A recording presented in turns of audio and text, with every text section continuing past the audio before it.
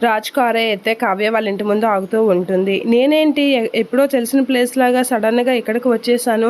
అసలు నాకు ఇదేదో అలవాటైన ప్లేస్ లాగా వచ్చి సడన్‌గా కార్ ఆపేసానేంటి? అసలు ఏంటి ప్లేస్ అని చెప్పేసి కార్ దిగి చూస్తూ ఉంటాడు. ఈ ఇల్లు ఎవరిది? సొంత ఇల్లులా వచ్చేసానే, ఒకసారి చూద్దాం ఏమో ఏంటో అనైతే రాజు అయితే లోపలికి వెళ్ళడానికైతే చూస్తూ ఉంటాడు.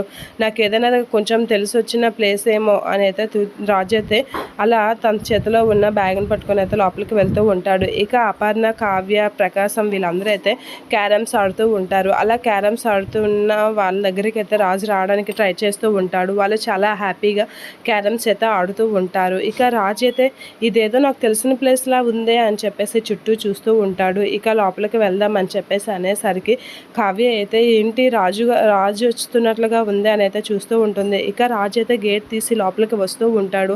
అది చూసి కావ్య షాక్ అవుతూ ఉంటుంది. ఏంటి ఆయన వస్తున్నారా అనైతే షాక్ అవుతూ ఉంటుంది. ఇప్పుడు ఆయన వస్తే ఎలా అనైతే షాక్ అయ్యి అలా చూస్తూ ఉండిపోతూ ఉంటుంది.